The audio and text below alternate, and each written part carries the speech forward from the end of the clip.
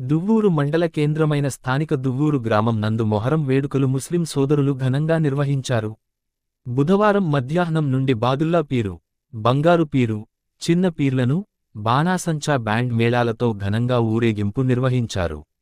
ఈ కార్యక్రమంలో మతాలకు అతీతంగా హిందూ, ముస్లింలు పాల్గొన్నారు.